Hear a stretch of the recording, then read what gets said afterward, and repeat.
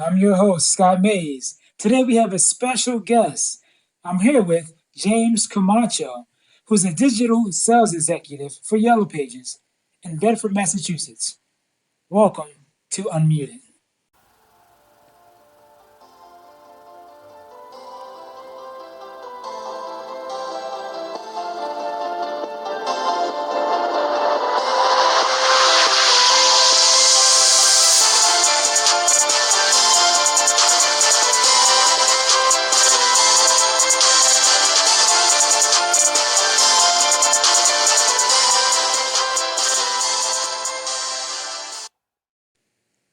How you doing today, Scott? Thank you for having me. I'm glad to start out with you. Close friend of mine, first interviewer. How's it feel to be number one? Makes me feel good. I All appreciate it. right, excellent, excellent. Tell us a little bit about what you do in the marketing industry. Sure. So I work with Yellow Pages. You might formerly have known that as the phone book. We don't do it here in Boston anymore. It's been about 10 years since we've done the phone book, so everything we do now is online. And what I do is I just help small to medium sized businesses get more business by getting them, found online by the consumers that are looking for their services. How do you find your clients? Mostly what I do is I get leads through a computer setup that we have. People that go online to either create free listings, ask questions about some of the products that we offer.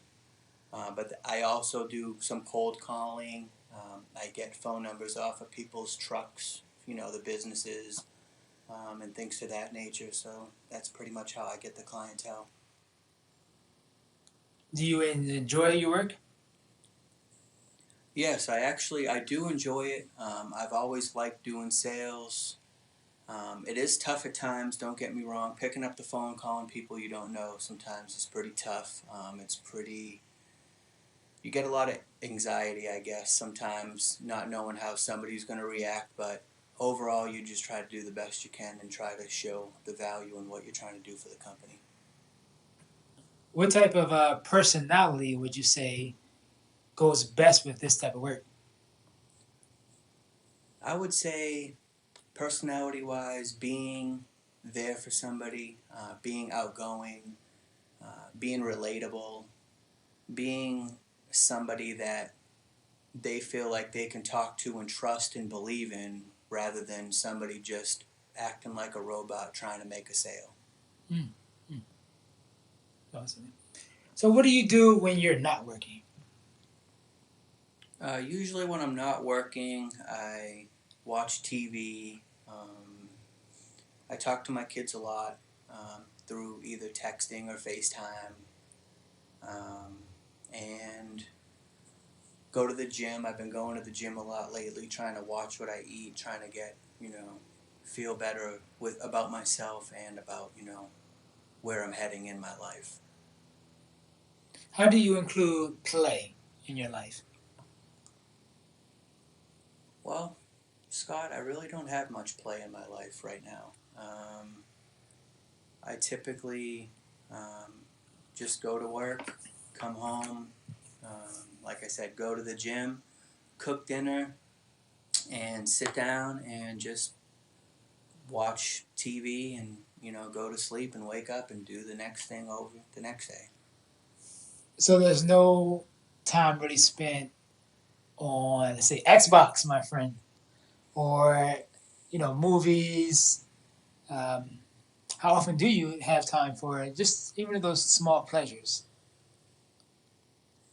Well, as far as Xbox, I'll usually not play if my fiance is home, just because I don't want her to just feel like she's sitting there. So it's few and far between when we're not together.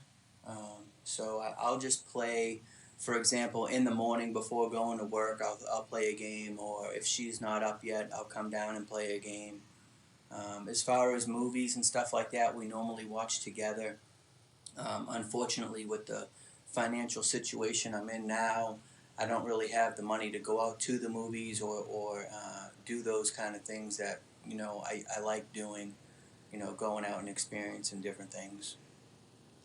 How do you feel you balance your career and your life outside of work and career in your career? Well, as far as that, I feel like I try to leave work with work and home with home. Um, Being in sales, though, is tough. Anybody listening that knows, who has been in sales will understand that if somebody's calling you at your home time at 7 o'clock at night, you have to pick up the phone, you have to answer it, you have to be there for your customer. So separating completely, I feel, is very hard to do, um, but I try to do the best I can keeping them separate. So you did say that you have a fiance. Um, how do you manage time with your relationship versus time you have with your career? Because you can be on call in a sense. Yep. So I have a fiance. Like I said, how I balance the time is she goes to work. She works at BAE in Nashua. Um, she goes to work throughout the day. I go to the office one day a week. It's in Medford and on Monday. But the other days, I'm either on appointments or at home. So as far as balancing everything, nobody's here when I'm doing my work at home. Um, and I'm able to concentrate just on work as far as that. And when she comes home, I could either go down to my office if I need to continue to do work or go out on my appointments. So as far as them ever bumping into each other, like I said, it's few and far between. Only when I put everything away for the night, but my phone might ring uh, with a customer having questions or concerns about their account. Hmm. What makes you get up every day? My kids make me get up every day, for sure. I don't get to see them that much, just because of past things, and I love them more than anything. And every day that I get up, I know that's another day that I'll be able to talk to them and see them on FaceTime and hopefully count the days down so the next time they'll be able to come and stay here with me and me be able to interact with them, face to face rather than over the phone. Let's talk a little bit about the little ones. Um, what's the makeup of your immediate family? So I have me, my fiance. She has two daughters. One's 21 and one is 9. I have two sons. One is 20 now. He just turned 20 on the 10th of November. And one's 18. He just turned on the 4th. He just became an adult. Um, and, my mom's here. My father lives in Philadelphia. I don't really speak with him that much. But I am close with my mother, and I am very close with my children. And like I said, they are everything. They are the reason why to stay waking up every day is them.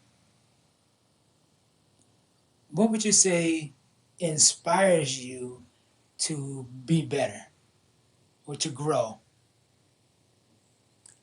What inspires me again, believe it or not, is my children. I want them to be proud of their father. I want them to look at me and say, even though my dad has done this or gone through this, he keeps fighting, he keeps doing more, he keeps wanting to better themselves and himself, and hopefully they um, will pick up on that and they'll learn to try to do the same things. That things will go bad in life. Things might not always go the way you expect it, but you always find a way to get through it. You leave the negativity behind and you try to pick out the best and control what you can control. And hopefully, I'm showing that they can look at me and see that and believe in that it can be done.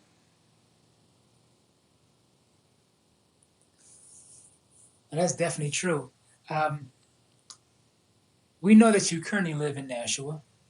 Is that where you grew up? No, I grew up in Lowell.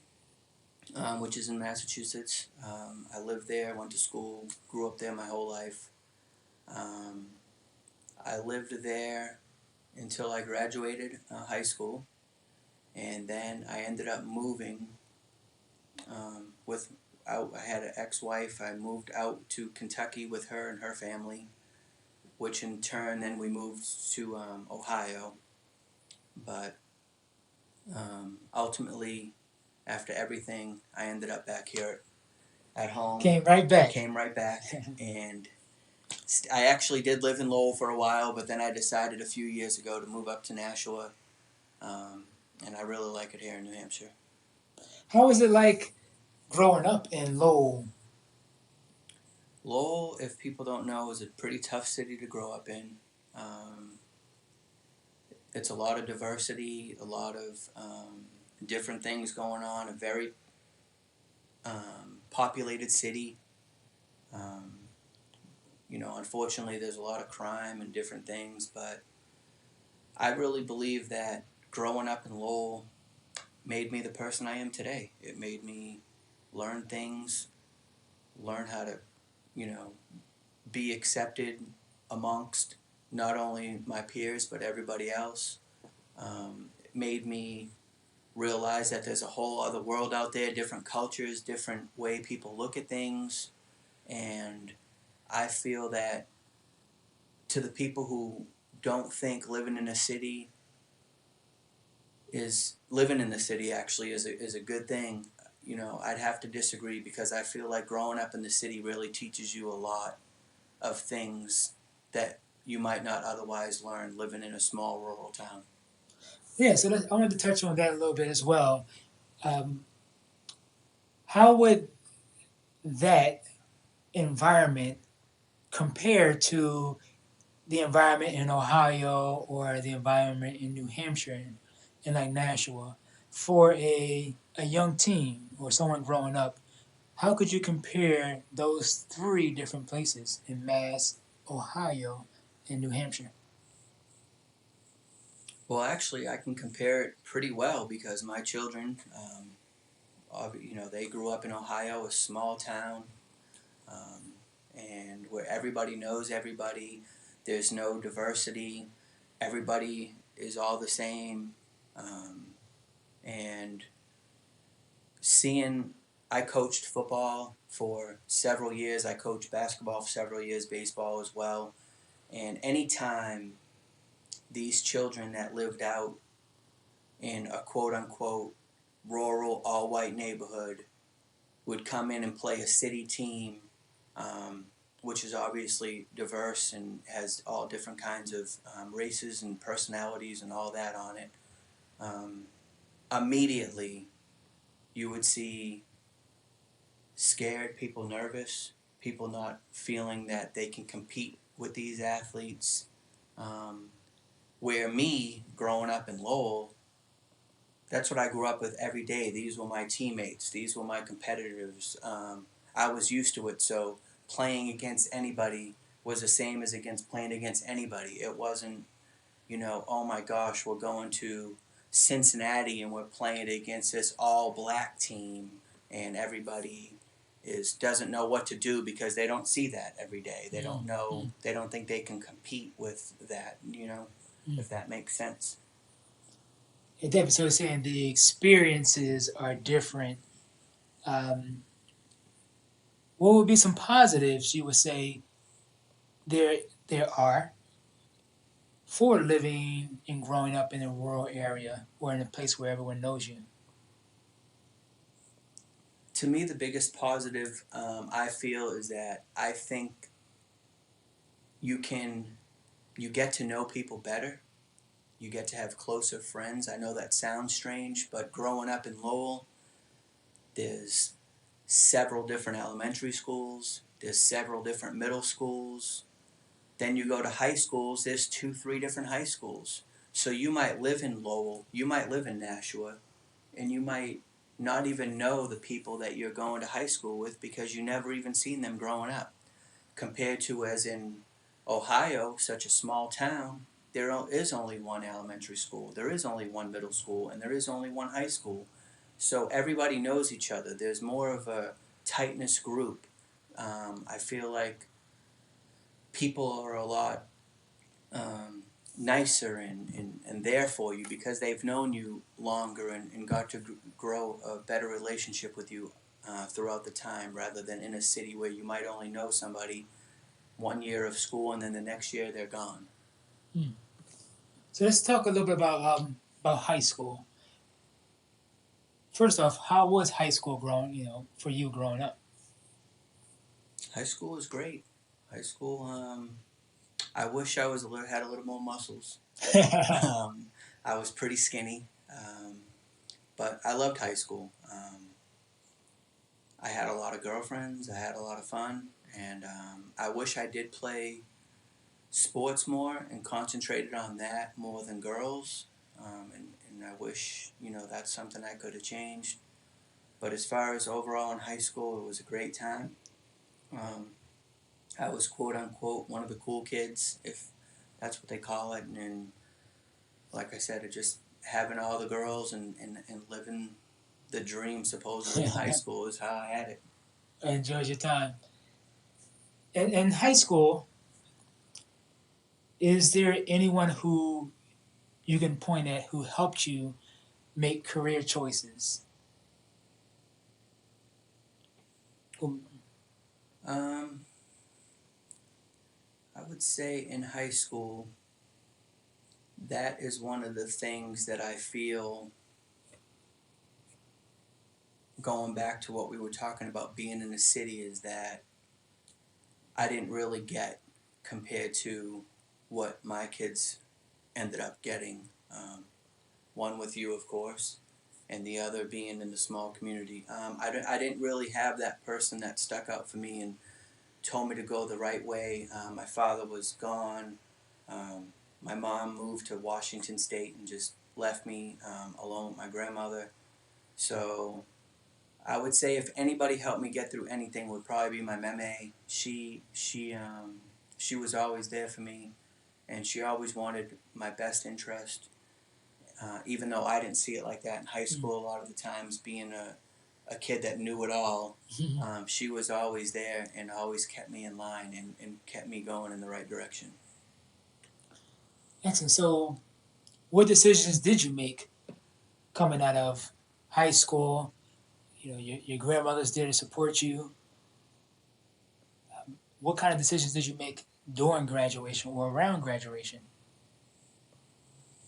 So, like I was saying, I was with a lot of girls, and so I ended up I got um, my girlfriend at the time pregnant. That led to my son, Tyler, my oldest son. He was born, we were still in high school, um, and well, she was pregnant in high school. He was born right when we got out of high school. So my grandmother obviously wasn't too happy with that. She's very religious.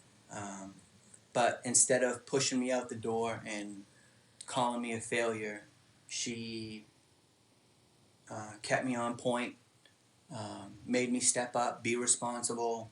And the choices I made was to be a good father, not to just leave and not care and say it's not my problem. My choice was to listen to my grandmother, step up to the plate, take responsibility for the actions that I did, and try to be the best person that I could be. With that, being the thing that occurred, you have a new son.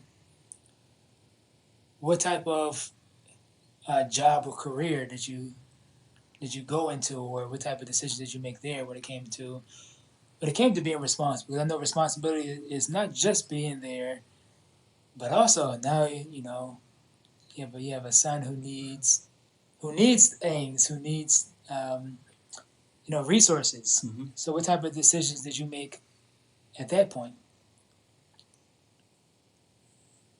So I wanted to always be in sales, but at that point I knew that that wasn't going to be the best thing.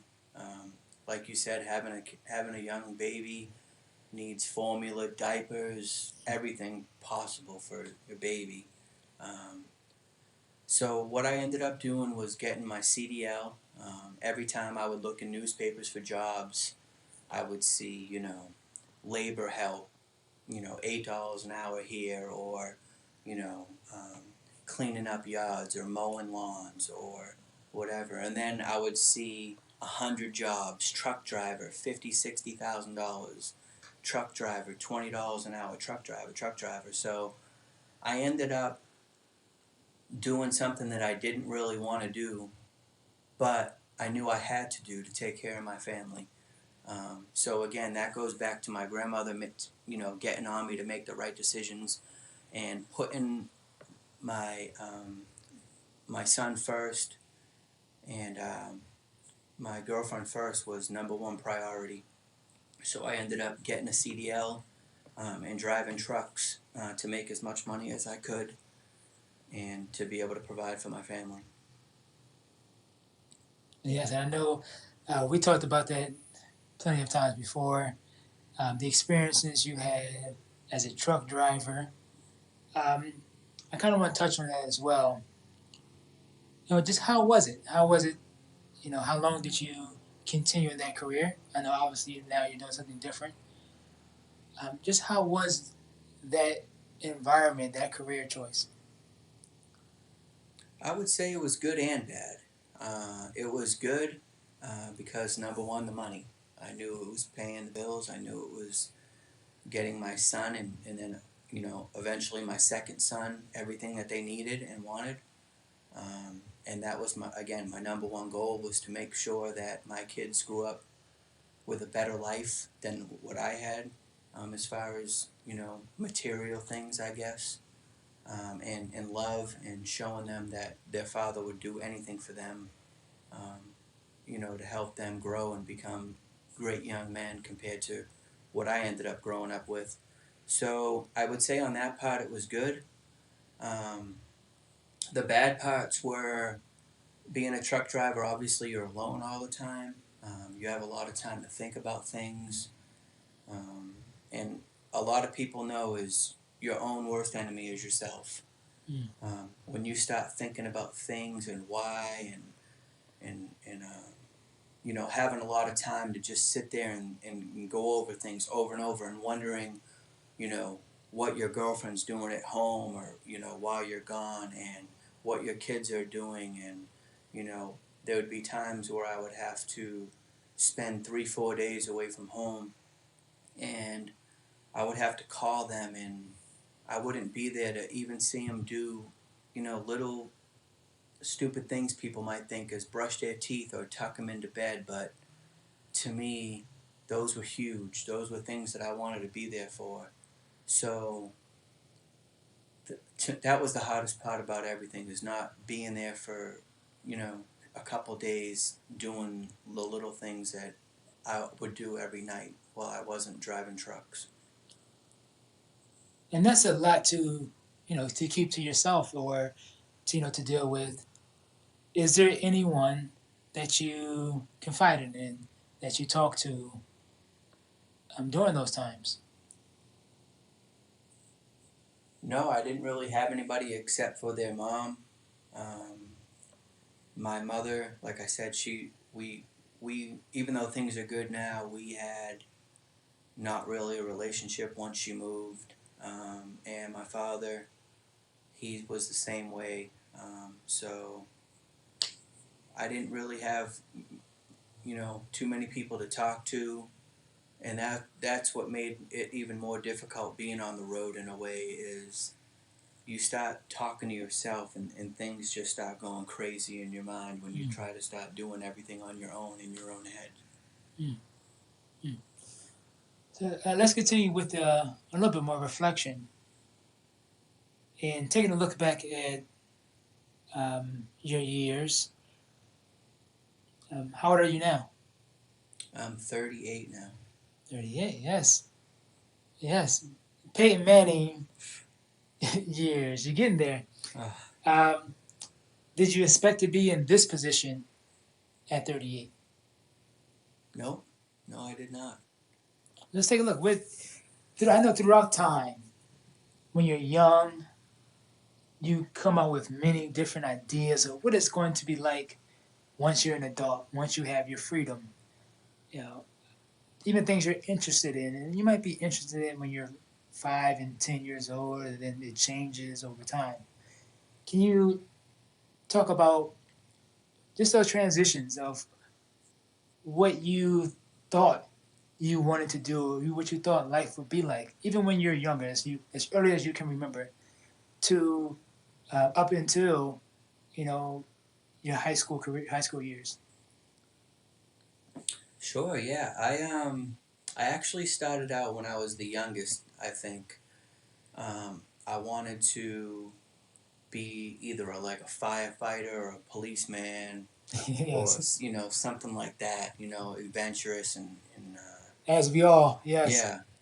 And then, when I started getting maybe 10, 11, um, I started wanting to go into the military and like serve my country and do all that stuff. And that lasted for a little while until I got to high school.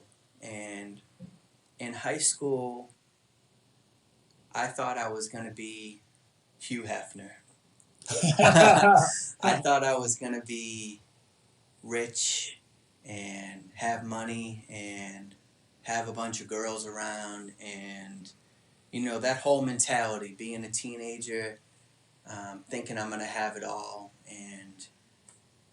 And then reality hits. And then the next day you wake up and your girlfriend's pregnant and you're going to have a child and everything goes from 0 to 100 real quick. And you just have to try to, make the best decisions that you can. As you kind of continue to grow in age, I know many of us start off with those same ideas of, you know, I wanted to be a firefighter. I wanted to be a firefighter as well. I wanted to be FBI agent. And just as you learn about who you are, like you said, you thought about marketing um, beforehand when you were in high school. As you got to know yourself and kind of know your characteristics, when you became an adult, when you turned 21, and you're working as a truck driver, was marketing still on your mind? It was a little bit, but I kind of pushed it to the back burner. Again, because I knew that I needed to bring in money to support my family, and that was my number one goal always. Not to keep hopping on my grandmother, but the number one thing she taught me was to always take care of my family and be there for my children because in the end, they're the only ones that you'll ever have. And that's what I just tried to do. I just had put on blinders and focused on taking care of my two children and doing everything I could best to be able to accomplish that goal. So at what point, at some point, you made a decision to move closer to the things that you did love career wise. How was that time in your life, and when was that time in your life that you made that decision to more to focus more on um, the things you wanted to do in terms of your career? So that happened when I lived out in Ohio. I was working. I actually got done driving trucks. I was very financially set. I ended up getting a job with the government in Ohio, working for Public Works, and was making great money. I owned a house, and then I bought another house that I rented out, and then I bought land that I was going to build a house on. My kids were getting older. They had everything they needed. They were playing sports. Um, I was financially set. I had everything I needed, but I just wasn't happy life-wise as far as, with my now ex-wife. I wasn't happy coming home. Um, to be in that situation, I would always take my children and go somewhere, or tell them to come outside with me to wash my car or help me with the lawn, or just do different things to never really be in the house. Um, and that started getting old.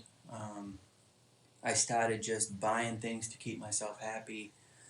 So I would have a new car, but then I would go trade it in and buy another new car, and then I would buy another car, and then I would buy different things to just keep myself happy. And then I finally realized that I needed to make a change.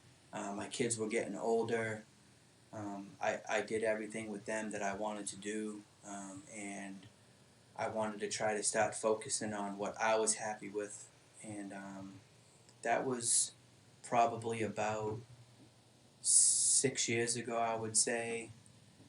Um, I went into doing car sales. I was very successful at it. I moved here and ended up doing that, and I was very successful at it, and I loved it. And that's about when I started switching over to my mindset now.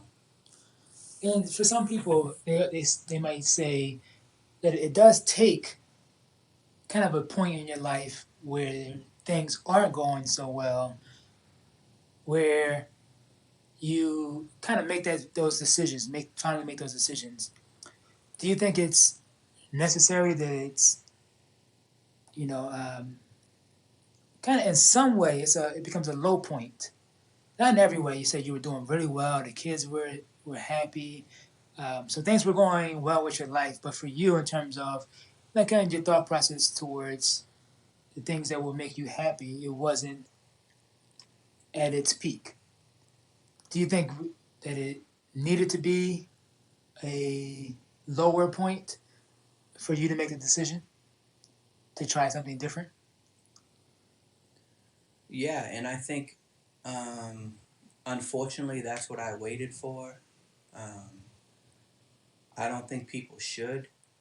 I think people should stay true to themselves throughout their relationships or different adventures that they might go through, because in the end, you need to be happy with yourself before you can be happy with anybody else.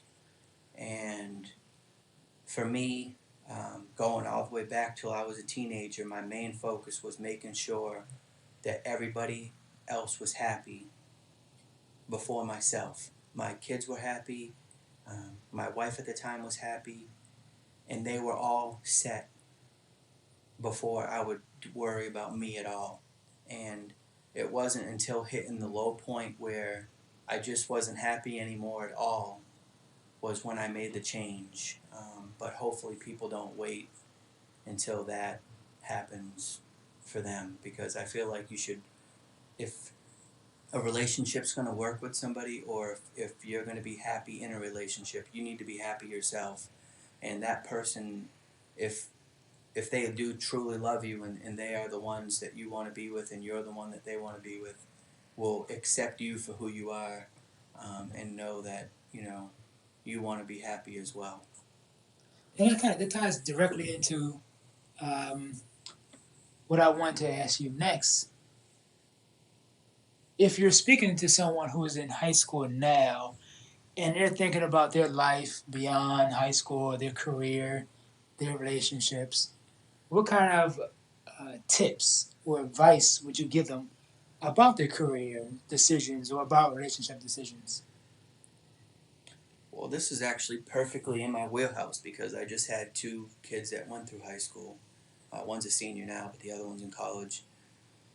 And my tips for them is they need to um, worry about what they're going to grow up into. So, what I mean by that is they need to focus on themselves, their goals, where they want to be. As far as relationships, they might think, oh, they're in love, this is the greatest thing ever. They're very young. People that are 18 years old, just like I have, was when I was, ended up getting married. People change from 18 to 30 years old. People have different outlooks on life, different goals, different way they handle things. So as far as relationships, I always try to, um, I just want to let kids know that it is important, and it's okay to be in love, but at the same time, always keep in mind that this is the time for you to set up your life, to set up your career, and those are the times that you need. These are the times that you need to concentrate on what you're going to do with your life rather than Mm. try to change yourself for somebody else's. Mm. Let's think more about your progression in your own future. What goals are you working on in your career right now? So as far as my career, I'm working on just getting better at what I do, and hopefully potentially a market manager position. I'm shooting to get, and just continue to try to move up throughout my company. Um, I want to be able to say that I achieved what I wanted to do, and that was become a great salesperson, and then in turn become a great manager to teach and train the new people coming in how to be successful in sales the way I hopefully will be. Excellent. What about goals you might have in your personal life? In my personal life, my goal is to continue to take care of myself. I've been losing weight, as you know. I have a goal that I want to hit, and I'm going to keep doing that to hit it. I'm going to continue to take care of myself, both mentally and physically. Um, my goal, as far as financially, I really want to get back to where I was, going through, everything that I went through as far as like divorce and moving and different things like that really took a toll on a lot of things financially for me. So my goal is to continue to become more financially secure, um, and be able to not have to worry about, you know, is this bill going to get paid? What are we eating tonight? Different things like that to be financially secure like I was before. Yes. So, what are your thoughts towards like retirement and your planning for retirement? Yes, I'm planning for retirement. I do the I guess the main things that people do, 401k. I've been really trying to read up on investing in the stock market. I haven't done that yet. Just not that I don't believe in it, more that I don't understand it. So I'm kind of afraid to do something that I don't understand. So I've been trying to learn that. I do want to retire. I do want to move somewhere warm where it's not snowing all the time. And I do want to be able to travel and do different things like that. Kind of going back into your career when you think about the future. Um, you're in the marketing industry. What do you think your industry will look like over time as time progresses? As 5 years pass, 10 years pass, how is marketing going to change? It looks like it's going to change for the good. New studies have just came out that people are now searching online, more on their phones than desktops. So online digital spending has just surpassed TV and radio. So which is definitely beneficial to me. Um, I really see the trend continuing to go that way. There's nothing better than to be able to target who you're trying to market for, and TV and radio don't necessarily do that. They just have a commercial that anybody could be watching, or that's mainly the time I'll get up and go do something and then come back in, so I might miss what people are trying to Mm-hmm. say, rather than getting targeted on people's cell phones and laptops when they visit websites, or things to that nature. Um, so I feel like it's going to be a pretty big booming time for the next 5 to 10 years. So, how does social media play in that future? Yeah, social media is huge. Facebook, Instagram, Twitter, LinkedIn. There's so many different social media feeds and things you can read and information out there that you can put in front of people. Um, like Facebook has ads on there now that people can use. You can set up Facebook home pages for your place of business, and with millions of people on Facebook, perfect. They can go on there, see your business. So social media, and that's growing as well. Is just another add-on for what I do. That's why I feel like it'll really be getting steadier and steadier successfully the next 5 to 10 years. How do you, work to understand and work to make differences or understand the differences between things that are going to be here for a long time or things that are just trends? Um, Even when it comes to social media, Vine has just shut down, which was a big social media outlet. Um, Would Facebook, could Facebook be gone? Could there be many different forms of social media that aren't available anymore? How difficult is it to kind of keep up with that and determine where to place your energy? So to answer the first question, as far as staying up to date, I have to do a lot of reading. I have to do a lot of research on different technology sites and informational, um, programs that I get through work in order to stay on top of this thing. The number one thing I feel that clients feel comfortable with me is that I know what will work best for them and what's trending and what's not trending or what's down on the downfall or different things like that. Business owners have already enough stuff to worry about. They don't have time to be online, doing all this research, trying to figure out all this stuff. So that's where I take my time to come in. Um, I do think there are going to be different um, ups and downs with it. Like MySpace used to be huge. Obviously, that's gone. Facebook took over. They even, I believe, a little while back, MySpace tried to kick off again. It never really took off. So I'm sure there'll be another form or fashion of Facebook that'll come out that'll be even better. Instagram looks like that's the one that's really taken over things now. Snapchat they have. So some of these will fall away just like everything does. Print ads in newspapers, a lot of business aren't pretty much useful. I mean, not even useful anymore. Nobody, everything's online. Reading the newspapers online. A lot of jobs are being cut with that. So I do see it falling down some, but I also see new things that aren't even out yet becoming available. New technology that's only going to tie us. Like now we have the Apple Watches, so I'm sure there'll be something else that'll come out that will be just more instantaneous, more informational based. That'll be mobile with you, besides your cell phone. Let's talk about where you fit in those changes. If you can make a significant change or contribution to your career, what would it be? That's a tough one. I would say if I could make a change to anything pertaining to my work, it would be